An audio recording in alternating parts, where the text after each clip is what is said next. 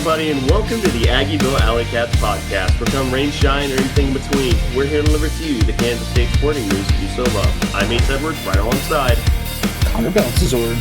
And it's once again time to get right back onto the horse. And after whatever it is that we just witnessed on Saturday, I wasn't able to do the recap episode, and I'll listen to it the day after this releases. I'm sure you and Sarah did an excellent job, Connor.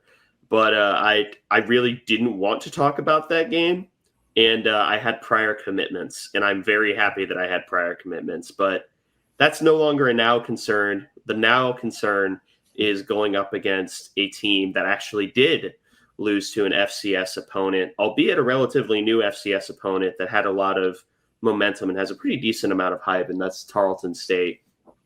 Army ended up losing to them 30-27 in double overtime.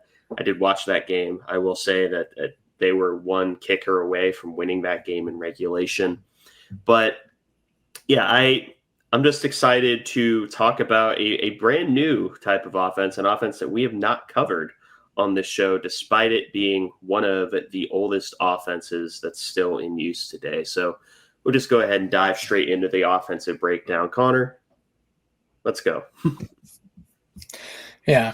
So Army, as pretty much everybody knows, even for casual fans of football, Army runs the triple option, particularly the version that was most popular in the 1980s and 1990s.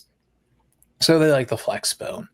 And they run in a way that, of course, requires a lot of discipline from the defense. They run a bit of shotgun option, but majority of their plays are going to be out of the flex bone. Yeah. And there's a reason why it was called God's offense in the 1990s, because it is very much an offense that shortens games and an offense that you get to a point where you just kind of don't want to face it anymore because you're getting hit so hard every single play on defense. So it really is a manly man's offense. None of this, spread style offense where you're trying to keep your players from getting CTE. No, this is a man's sport when you play Army, Navy, and Air Force. This is a man's game. Yeah, they I don't know if there's ever been service academy teams that really don't run the triple option, particularly Army and Navy. I guess that'd be a fun thing to see if one of them tried the air raid or something like the early 2000s or something. But I think for the most part they've always been triple option just because of the personnel they're able to get. But a very brief breakdown of flexbone triple option. After the ball snapped, the quarterback is reading the end man on the line of scrimmage. If the end man crashes down, so they're starting to run towards the middle of the offensive line, the quarterback is keeping the ball.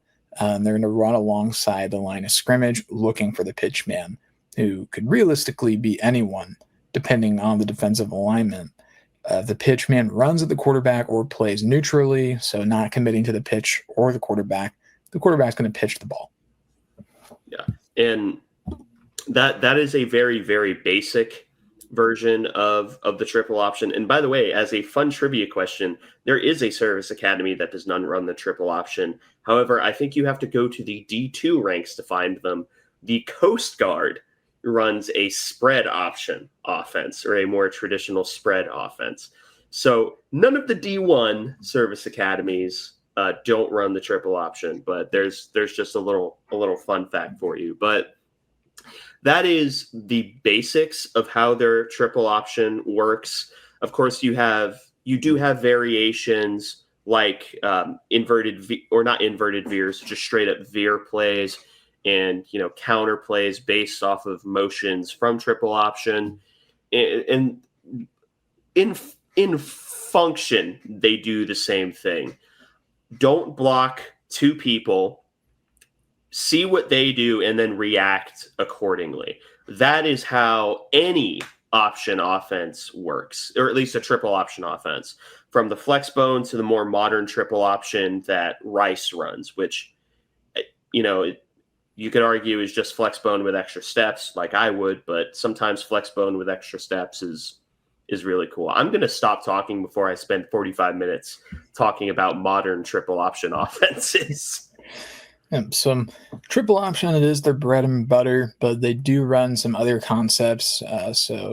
Quarterback counter draws, where they act like they're dropping back and then they run behind pulling offensive linemen.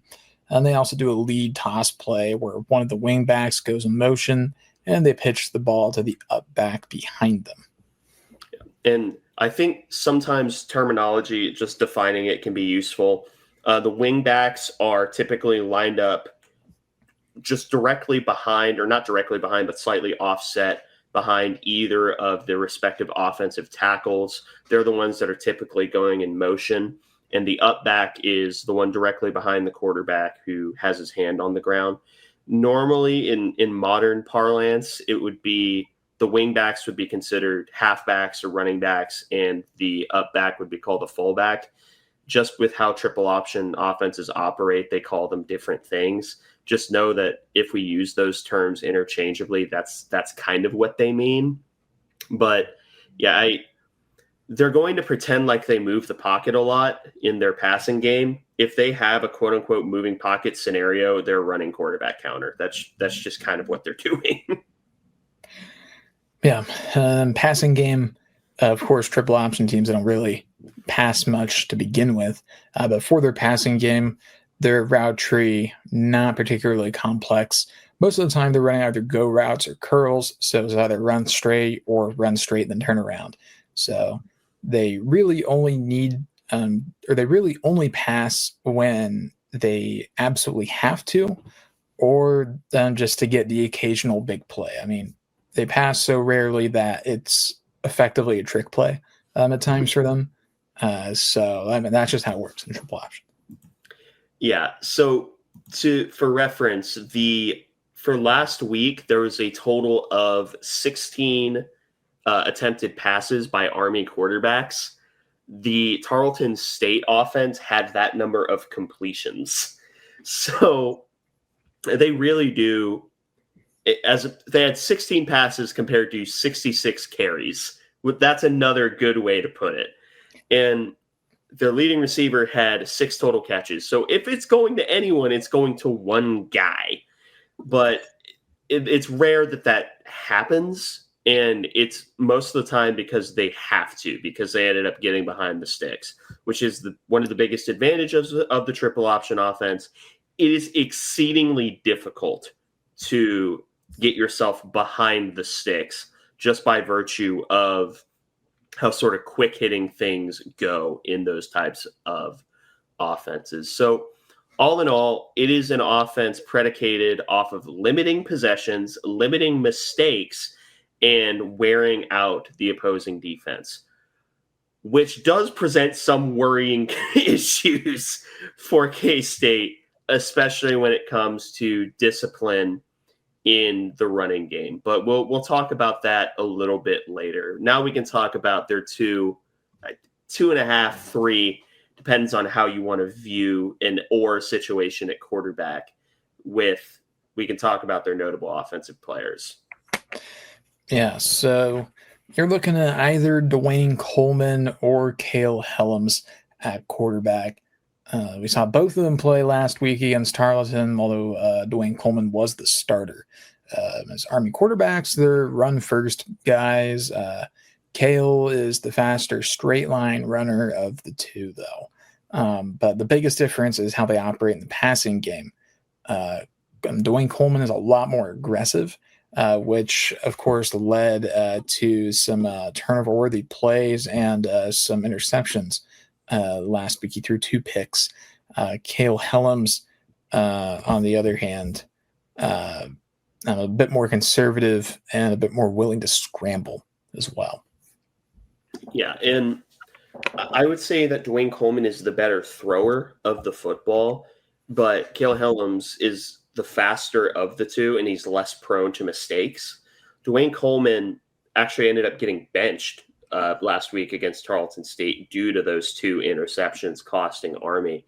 And that just sort of tells you the premium that Army places on those possessions, because their goal is to make sure that as few possessions happen in a game as possible. So they cannot afford to give away possessions. So they're willing to let in a theoretically worse passer who's going to take care of the football over someone who could make more plays with his arm, but maybe a little more careless about it. I don't know who of the two will start this upcoming week. If I had to guess, I would say that they let Dwayne Coleman get the start. We'll probably hear in a press conference or something in the coming days, but I would say Coleman probably has the edge to start. But I could see either of them starting. But again, I don't want to say they're functionally the same quarterback, but they're running a triple option offense. So, I mean, does arm talent really matter that much? Yeah. And regardless, they're both steps down from the quarterback the Army had last season. Bryson Daly. Yeah, Bryson Daly. He was a really good quarterback for Army the last couple of seasons and led them to a pretty good year. So it's not going to be quite as effective at the quarterback position for them. But that doesn't mean that they aren't going to be threats, because just the style of offense that they run, as long as you have a guy that can make a quick decision with a pitch or not to pitch, and if he can find a hole in the offensive line quickly, then there's a lot of quarterbacks you could put back there, like as long as they meet those criteria. Yeah.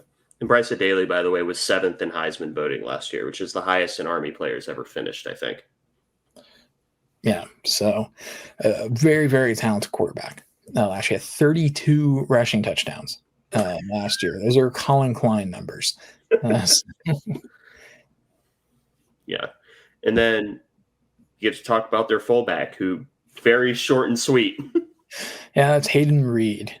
He's a bruiser, and his entire goal is to just run through your face.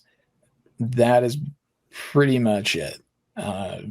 But since he's a fullback for Army, he's going to run the ball a lot, because one step of the triple option we left out earlier is if a defensive end stays home before you make your initial pull as the quarterback, you just let the fullback run right up the middle. And they do that a lot. They did 19 times last week. So. Yep. With a long of 37. So and by virtue of being handed off right up the middle, almost all of that is going to be after contact, because there is precisely one person who will stand to be in the way of a carry right up the middle, and that is the nose tackle. The nose tackle is very rarely going to be making any tackles by virtue of how they exist. So you are going to get a lot of, run up the middle, run up the middle, run up the middle. Defensive end's going to get lazy, pull the ball, pitch it. That it all depends on a defender getting lazy or missing an assignment. And that is why teams, we can talk about all day why the triple option has sort of run out of favor or has been changed to a more spread-based system. The majority of that, by the way, is nose tackles. Nose tackles have gotten so much better. And the nanosecond that there is any interior pressure or they don't get interior movement, the triple option is dead, because they don't have to worry. Triple option is relying on all three of the options being a threat. But if you don't have an interior threat, the rest of them can't operate. So a good nose tackle can destroy a triple option offense. And a lot of teams just said, yeah, I mean, we could do that. Or we could put fewer people on the line of scrimmage and basically do the exact same thing plus pass the ball. And this isn't me making a value judgment on, which offense is better, because that's a 3-hour-long conversation I don't feel like having right now. But the point is it's a throwback style of offense that relies heavily on playing if you're going to defend against it, you have to be disciplined. Everyone has to know exactly what they're doing and be on the exact same page at basically all times. Got anything else? Nope. He's a bruiser that'll run through your face. So, do you have any final thoughts on the offense before we move to the defensive side of the ball? Are you excited to see K-State go up against the triple option? I've never been less excited to see a K-State defense face anybody, I think. So, I'm not looking forward to this. Oh, you could talk about their defense then. I guess I will. They're a multiple team defensively, so they're going to throw a lot of different looks at you. Their depth chart says they're a 3-3-5, but they're really more of a 4-2 hybrid. Yeah, so in a lot of ways, pretty similar to what K-State actually runs now, where they do have that hybrid edge player. Most of the time, it's Toby Osunsanmi with a little bit of Jordan Allen mixed in for K-State. And, I mean, a big reason for doing that is it lets you shove a ton of different looks at an offense, which confuses blocking schemes, confuses the quarterback, and also makes it a little more difficult for a play caller to truly like predict what front they're going to see next. That one I'm a little less concerned about. But yeah, despite that, they have a weird little quirk, Connor. Yeah, despite being very multiple, they don't really rotate very much on defense. They rotate defensive tackles, but that's really about it. Yeah, so linebackers, safeties, corners, they're all going to be on the field the entire game.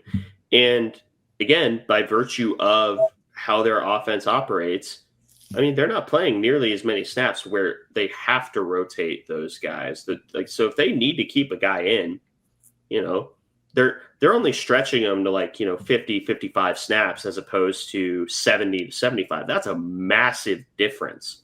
So, I mean, they don't need to rotate a lot of their guys, which, that could be a depth concern if they face another team that runs a similar ball control offense. They ran into that against Navy last year. That's why they lost against Navy last year. They just didn't have the depth to keep up with basically their own offense.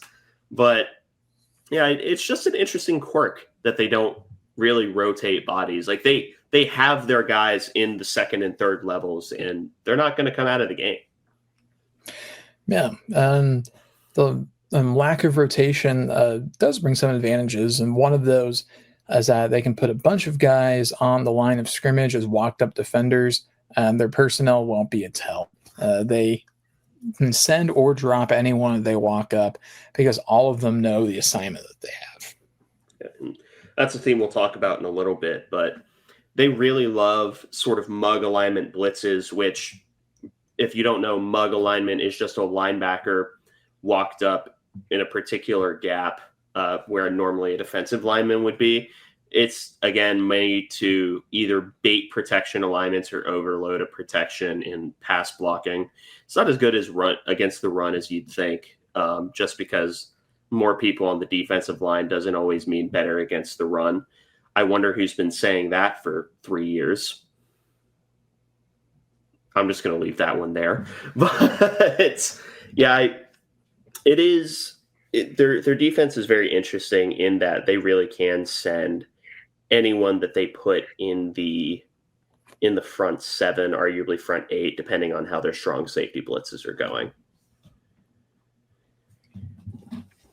Yeah, and another thing that they do decently is rotate their safeties. They're almost never lining up in a true single high alignment pre-snap, but instead they roll a safety down to create just an extra second of hesitation for the quarterback. So they're going to roll their safeties a lot, specifically their strong safety. So they'll start in a too high safety alignment, which it's hard to explain without using the words too high safety, because that's literally what it is. It's also known as middle field open. So if you see a gap in the middle of the defense, that's middle field open. It's probably a too high safety look. Then they'll rotate. Most of the time, strong safety is the short side of the field safety, so the sideline side, but it can vary. And they do that just to basically say, hey, just because we're in too high coverage or a too high shell doesn't mean that we're not going to rotate these safeties. Like these are not static pieces. And they have a coverage that actually K-State runs a lot of, so hopefully they're prepared for it. They run an inverted cover too, at least on one side, where they'll have one safety drop down and play a flat, and then the corner is actually the one playing a deep half alongside the other safety. They also do some quarter half stuff, which is cover 6 when they're facing trips alignment, which they did against Tarleton. But that's really getting into the weeds of it. Main point, play a lot of different coverages, but they're going to show you the same look before you snap the ball almost every time. And then on their coverages, they run a pretty decent blend of both man and zone, but it's a slight preference towards zone by and large. Yeah, and that sort of speaks to their complementary style, and it's gonna sound lazy when we say it later, but it's a discipline thing. It's easier to play man coverage if you have athletes. It's easier to play zone coverage if you have discipline. So I that would be my explanation. It's also easier to disguise zone coverages, so that really could help into their game plan. But they also have a really weird, another quirk about their defensive structure. Yeah. Part of this could be just because of the team that they played in Tarleton, because they're a beer and shoot team. But their safeties play very wide, their structures. I mean, normally safeties have about 10 to 12 yards between them and a too high shell or too high safety. But Army, they had each safety pretty firmly planted in the middle of their respective hash marks. So there are some pretty significant holes in the coverage over the middle of the field, even in coverages where you may not expect that to be the case. So even when they rotate their safeties, they still kept that depth and they opened up a lot in the way of middle field yards. Yeah. So the rare times that Tarleton State did have a tight end lined up like as a true inline tight end and not just a flex guy, there was a lot of room over the middle of the field just because of how wide the safeties were playing. And they didn't play them as wide last year. I did go back to watch like the Tulane game and check, but they were still pretty damn wide in that game. And, Tulane, yeah, they passed the ball a lot last year, but they were nowhere near a veer and shoot team that's using every single micrometer of the field with their wide receiver split. So again, that's just kind of a weird quirk. It's not, I mean, it is something to exploit to an extent, but it's not necessarily a bad thing because it's easier to defend the true outside passing game when you have them lined up that wide. And while the middle of the field is statistically the area of the field that has the highest passer rating for quarterbacks, it also has the highest turnover rate. So high risk, high reward, force the ball middle of the field, force an inaccurate throw, I guess, is the philosophy. Yeah. And then we'll get into a cliche, I guess, for Service Academy. Army is a very disciplined team when it comes to assignments and penalties. And I know that, it can get frustrating to hear that as a team with that stereotype. I mean, growing up a K-State fan, you have to hear every commentator kind of blabber about how, K-State never beats themselves and those Snyder teams. Yeah. Well, that's not the truth anymore. We beat ourselves plenty.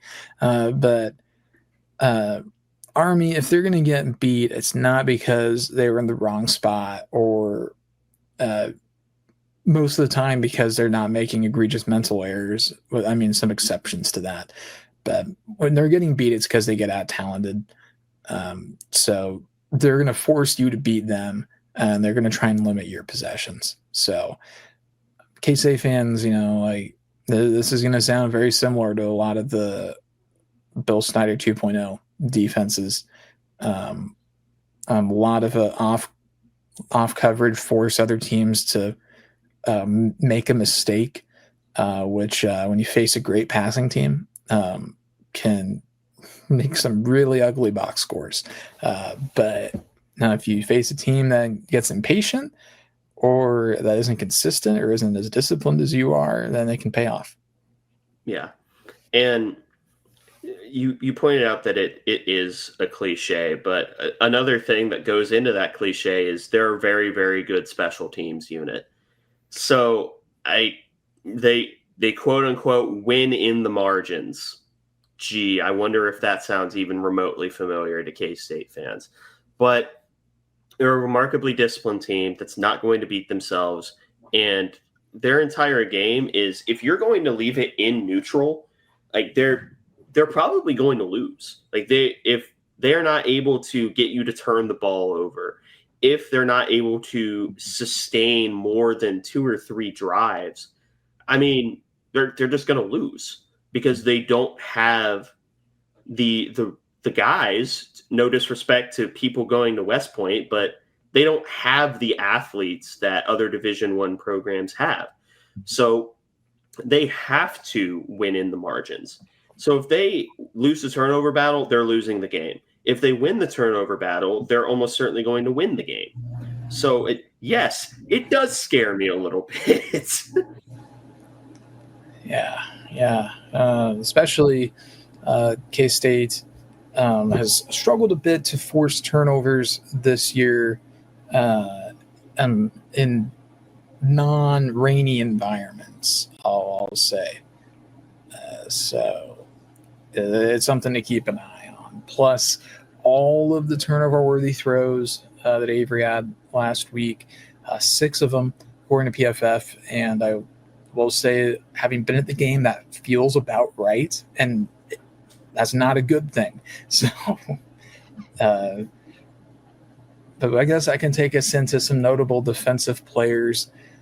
We'll start with Andon Thomas, linebacker. He's a tackling machine, throwback to the good old days of football when your Mike linebacker was pulling in 200 tackles a year or something, and by the time he graduated had a life expectancy of 38. So for reference, he had 17 tackles against Tarleton. 14 of them were classified as stops. And if you get a stop on a tackle, that means you didn't give up nearly anything after making the initial contact. So if he gets his hands on you, the odds are that you're going down and there's not much you can do about it. However, he's not particularly tall and he's not particularly light on his feet. So, I mean, this is a K-State linebacker from the 90s, like to a T. Like a bit undersized, but a bit of a psycho and really powerful. That's a type of guy. I mean, if it was the 90s, this guy would be an All-American. Oh, absolutely. And I want to point out that he also looks like he would be a K-State linebacker in the 90s. 6 foot, 230. Go if you have the time and the means, look up the name Andon Thomas, number 51, the linebacker for Army, and tell me that does not look like the most 90s linebacker who has walked the earth. Because I don't think that you could tell me that with a straight face. He looks like someone that would have a neck roll for sure. The funny thing is, I don't think he does on the field. Oh, he should. I want him to play into this character I've created for him. So, I think it's the raised eyebrow that does it for me in his picture. I think you might be right. But, yeah. He knows something that we don't. Probably state secrets. He is a West Point guy. But he's just a tackling machine. He did miss. I think he's credited with 2 missed tackles the previous week. He also got 14, or rather 17, and 14 of them were considered stops. So, I don't think you're going to bank on Yeah. those odds. Yeah. So yeah, 2 missed tackles in that is like that. That's really not a product of his play. That's a product of him being a very busy man. That's just going to happen. It's just volume at that point. But they also have another notable defensive player who you could argue is not necessarily the exact same guy, but, well, there's similarities. Yeah, that's Casey Larkin at safety. Strong safety to be specific. So a lot of similar stuff as Andon Thomas here, except he's a bit lighter and he's better in coverage. There's a reason he's not lined up as a true free safety most of the time, though, and that's because he's not elite at getting after the ball. He's more of an enforcer who will sometimes play kind of coverage back as opposed to true safety. Yeah, he's a middle field guy, someone that you trust to rotate down to be an extra body in the run fit. He is the guy that's probably going to rotate 9 times out of 10. So they don't really have the which safety is going to be rotating on this play. Well, if they're rotating, the guy who it is. But it's because he's really good at screaming downhill, filling up a run fit, and getting a tackle. By virtue of that, he's not very good at going backwards or side to side, which is a free safety trait. They also have a corner that grades out pretty well. His name is escaping me. I want to say it's Jaden Mays, but I could be wrong. That's correct. Yeah, Jaden Mays. But he grades out pretty well, and that's just because he's very good at sort of – he covers players, not grass, which is a big problem that a lot of zone coverage teams have, where players will just kind of sit down and is like, well, I'm in my area. Have fun, the rest of you.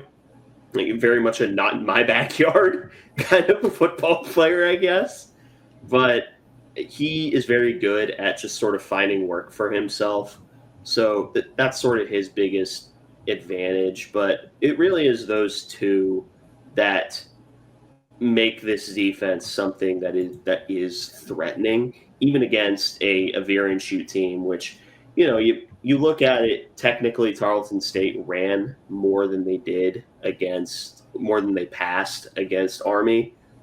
That's kind of a misconception. Again, with veer and shoot offenses, everyone hears veer and shoot and they assume that they're throwing the ball like at this. They basically think veer and shoot and air raid are the same thing.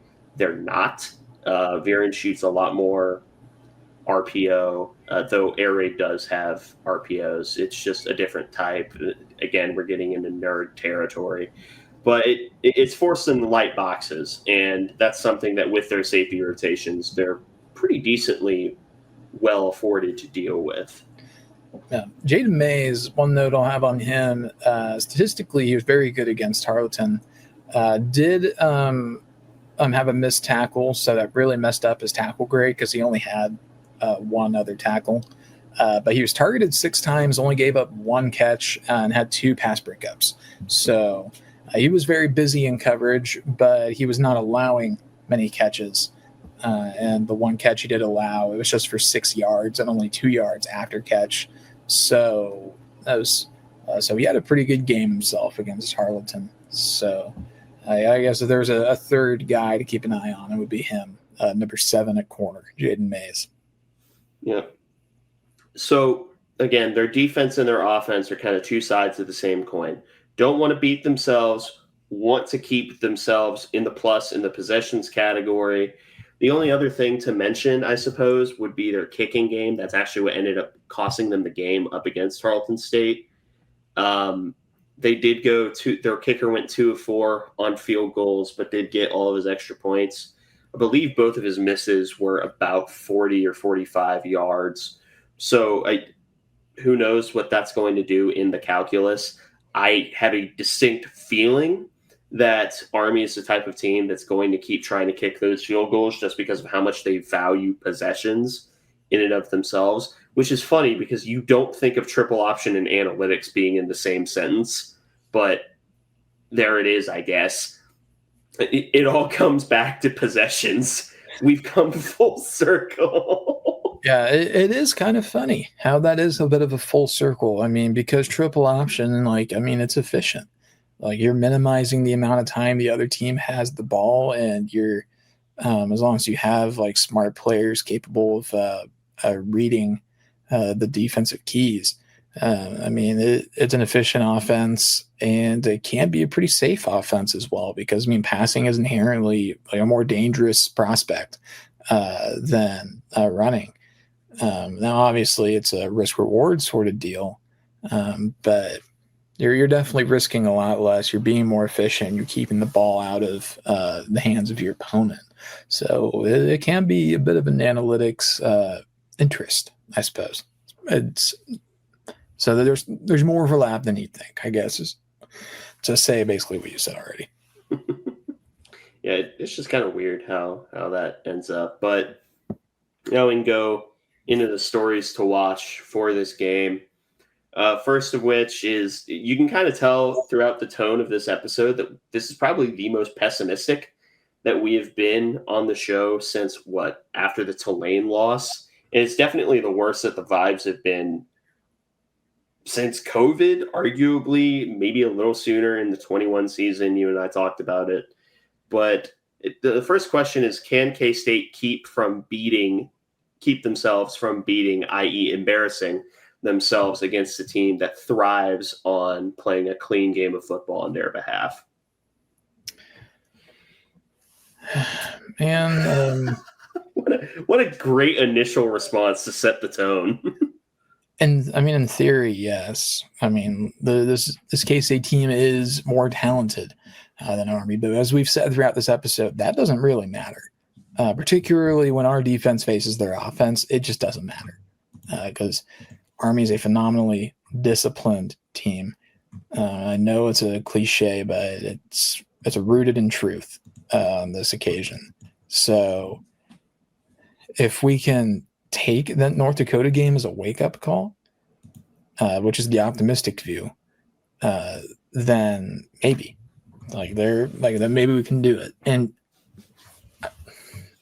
I still think that we're probably likely to embarrass ourselves, though, at least a few times against this Army team. I think we're probably going to be made to look foolish on a few occasions and undisciplined, and hopefully, at the very least, we will be tough, if stupid. But I'd like to at least start with toughness. But it's not an easy question to answer right now, and I don't think I'd blame anyone that would answer in the negative here. No, and I think I'm in the same general boat as you. And what does I go back and forth on this. To me, the question ends up being, is K-State so much more talented than Army that they can afford to make mistakes? And I go back and forth on yes and no, because I think offensively the answer is absolutely. It's the defense that scares me. But I do think that there will be plays that they make mental errors, especially on defense against a team that does play so much on, they're going to make you bored, basically. They're trying to bore you into having a lapse in judgment or making a mistake. And I don't think that this is a K-State team that's going to deal particularly well with being bored. I mean, they took an FCS game and turned it into a barn burner, in part because of a lack of attention to detail, because maybe they got bored, maybe it's a coaching thing. I don't know. I'm not in those meetings. But I think that, even if K-State does have a few moments where they beat themselves, I think that as long as they avoid, backbreaking turnovers, I think that they could afford to be the lesser team in special teams, because they're going to be like that. That's just what's going to happen. But they just need to avoid turnovers in the way of beating themselves, which, I mean, that sort of this question feeds into the next is, will the defense improve its eye discipline against an offense specifically designed to take advantage of sloppy defensive play?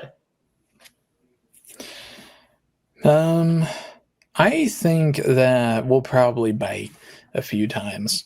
I think that there's been some comments from Chris Kleiman this week where he said, the players with the best eye discipline are going to be the ones that play. But we know how much we like to rotate on defense. So I imagine there's going to be snaps where there's going to be guys out there that aren't going to have the best eye discipline, if I had to guess.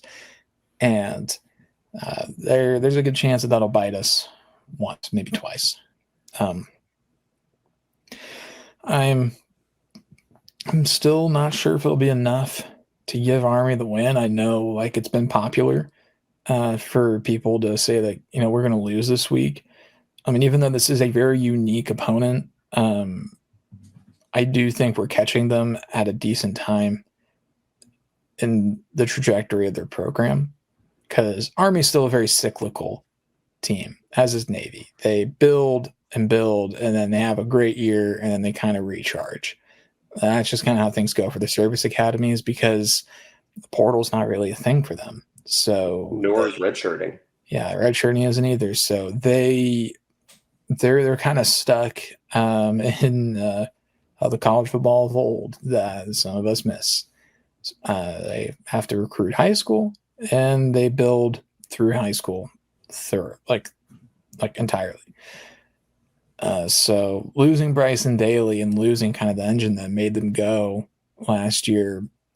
I mean, if we were facing a Bryson Daly Army team and we had just, I think we would lose. Yeah. But I think that there might be enough hiccups in their offensive machine, despite how disciplined they are. K-State's offense has shown the ability to put together a big play. So hopefully eye discipline on defense isn't going to be the make or break if the passing game is able to put together some good drives for K-State. But eye discipline is still something to keep an eye on, particularly if Avery's off or if we have a drop problem again, or basically the passing game isn't perfect. Yeah. And I do find myself thinking that the defense will be better this week when it comes to being more disciplined in their assignments. I also think that there's a decent argument to be made, at least on the defensive line, to basically look at people like Toby Osunsami, for example, and say, just go nuts, and wherever the cards may fall, they will. Because I could see, if you're looking for a hyper-specific projection for this game, I think that Toby Osunsami makes such an athletic play where the quarterback pulls the ball on the option pit, or pulls the ball, and then Toby is able to just perfectly adjust to get a tackle for loss, because I do think that he is that athletic to make that type of play, especially putting the defender putting the quarterback into conflict that quickly in the snap. I think he's more than capable of that. So that's my hyper-specific projection. But everyone else is going to have to play a really clean game, or play so ungodly fast that you're speeding up their offense so quickly that they make a mistake. Good luck with that as a philosophy. But I think that K-State is going to do better this week, because there is a lot more film out of this Army offense than there was of the North Dakota offense. Because, same offensive coordinator, but still some different philosophy stuff. But that leads us to the offensive side of the ball, Connor. Yeah. So Matt Wells, is he going to opt for a more explosive-oriented game plan? I would say yes, predominantly just because of how Army likes to play their defense. I think that Matt Wells is, despite the angst about him, which, again, that's another entirely different episode. I have my opinions. I don't feel like now is the perfect time to share them.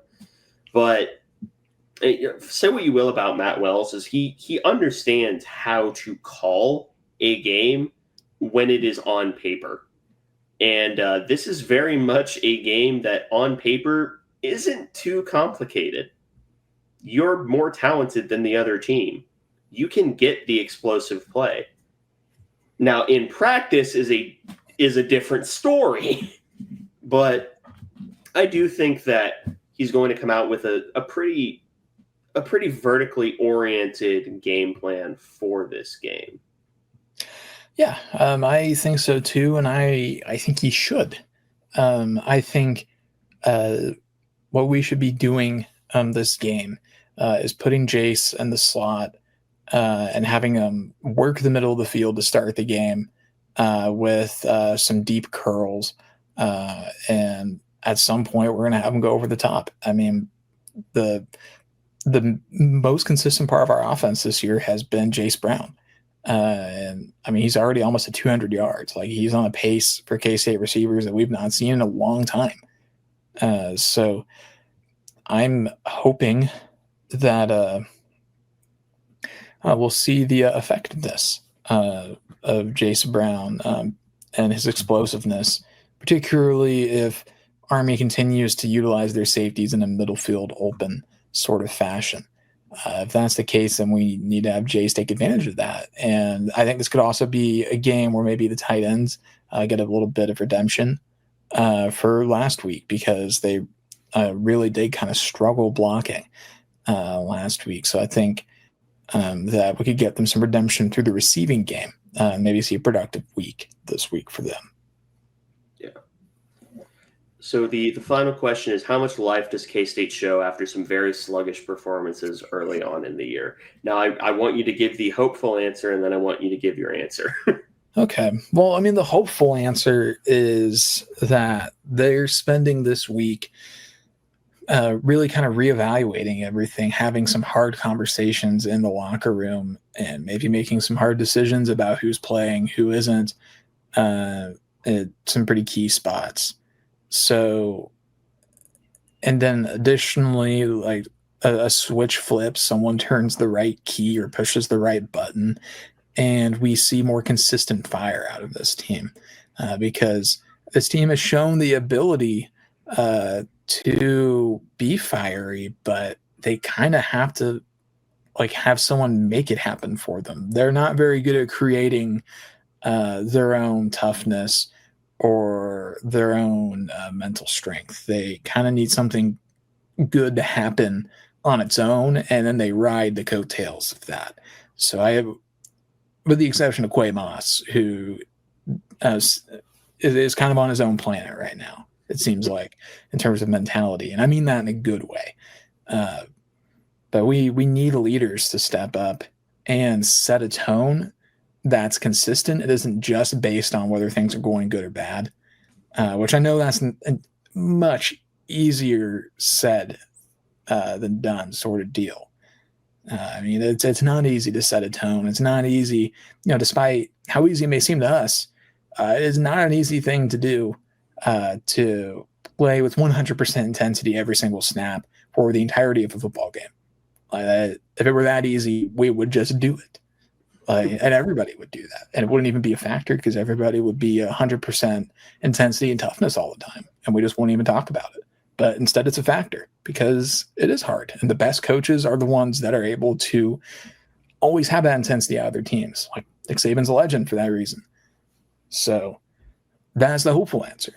The way that I feel is I have absolutely no idea.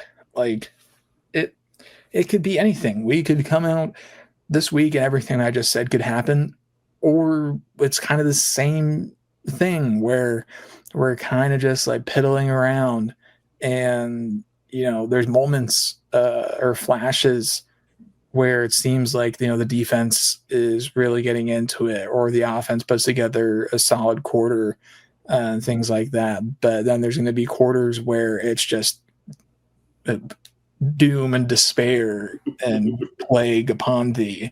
I don't really know what's going to happen, because I don't know how the coaches are handling this.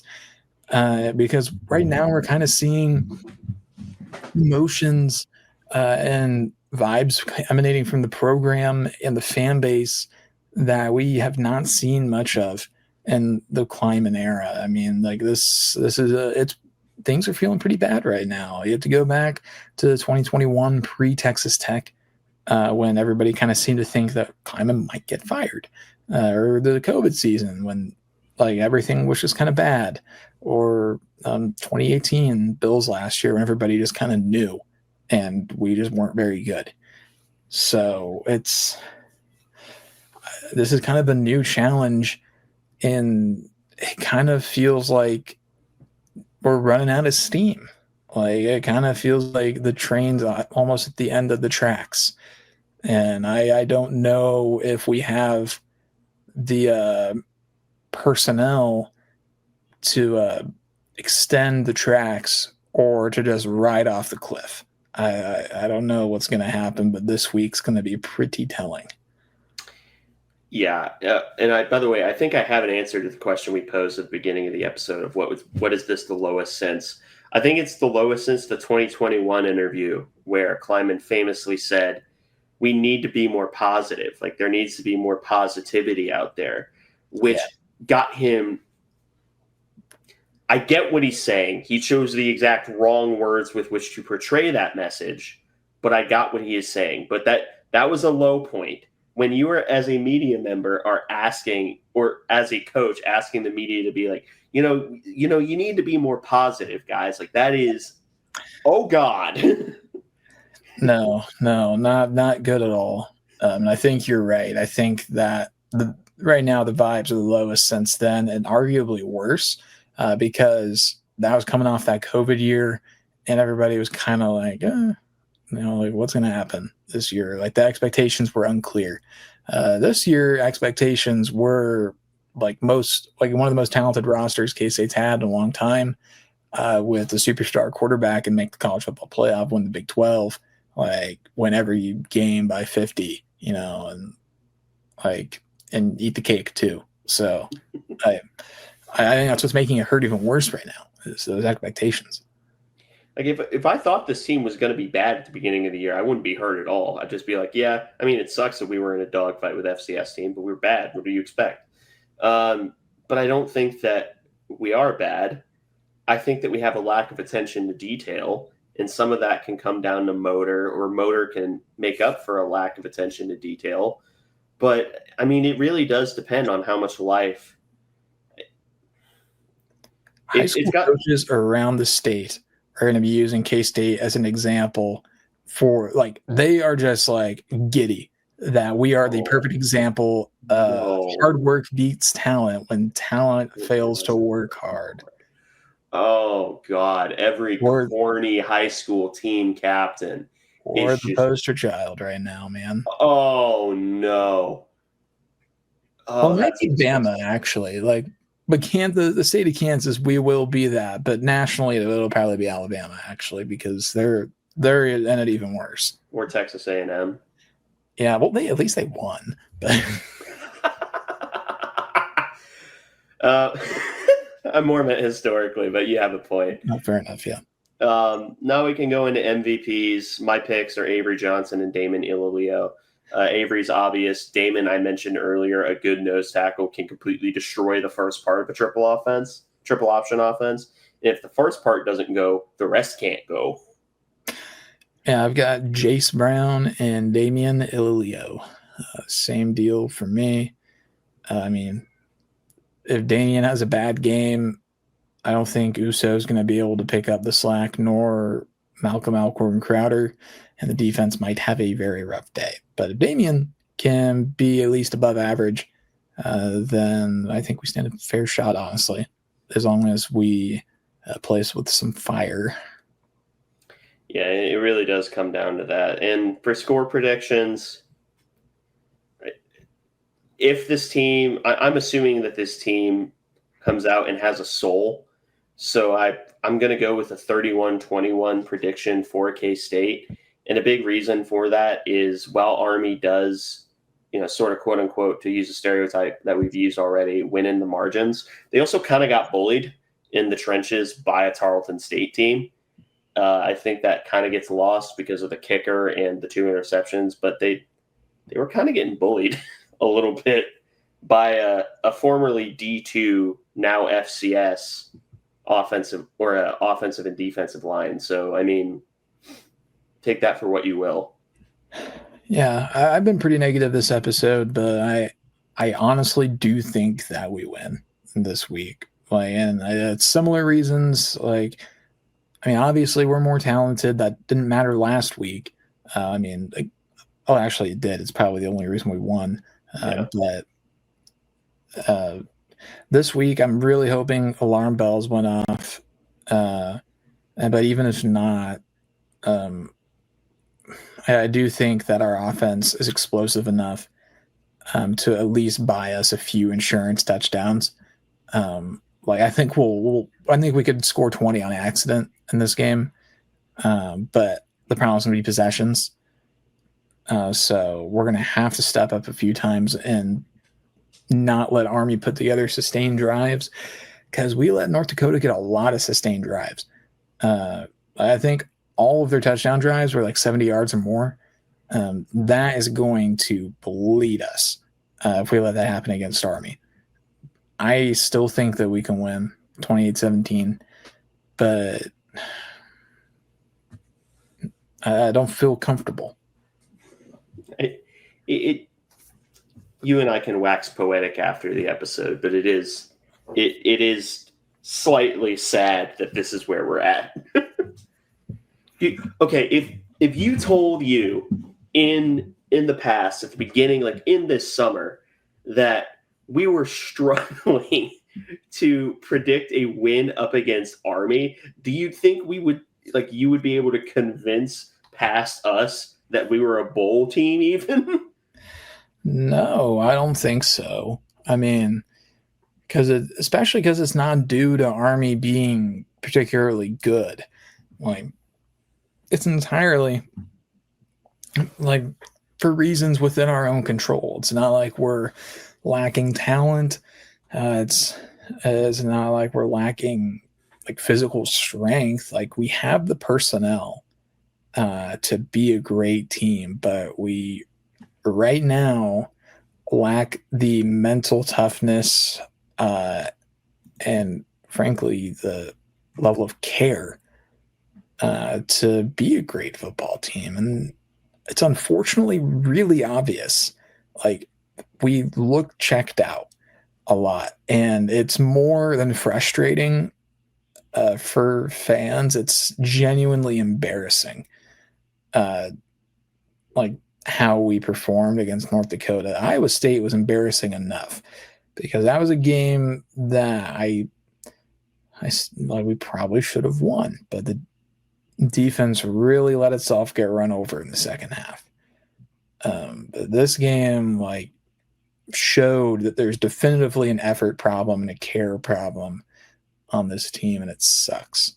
It makes me want to gouge my eyes out at the stadium. It makes me genuinely sad. It makes me wonder why I'm spending 4.5 hours, 5 hours on a Saturday sitting next to a bunch of people that don't know ball and annoy me to watch a bunch of guys go out there and not really care that much. Why am I doing that? It's not fun. So also, there's part of me that would feel like it's karma if we lost to Army on Fort Riley Day. Who scheduled that? I imagine we did it on purpose. I guess our hope can be that the enlisted folks at Fort Riley hate their officers. And that will be our saving grace in this game. God. Anyway, do you have any final notes for a sign off? I hope the Kleiman era is able to go out with a bang. We'll leave that one there. Thank you all for listening to this episode of the Aggieville Alley Cats podcast. If you want to follow or contact the show, you can follow us just about anywhere at Aggieville ACats. And if you want to email us, we're AggievilleAlleyCats@gmail.com. If you want to follow us on a more personal note, I'm at AC Edward 00. I'm at Connor Baltzor, capital C, capital B. And if you want to support the show financially, please be sure to check out the official Aggieville Alley Cats merch store. Link found in our podcast and Twitter bio. But most importantly, thank you all for listening to this episode of the Aggieville Alley Cats podcast. Where come rain, shine, or anything between, we're here to deliver to you the Kansas State sporting news that you so love. Stay safe, Alley Cats.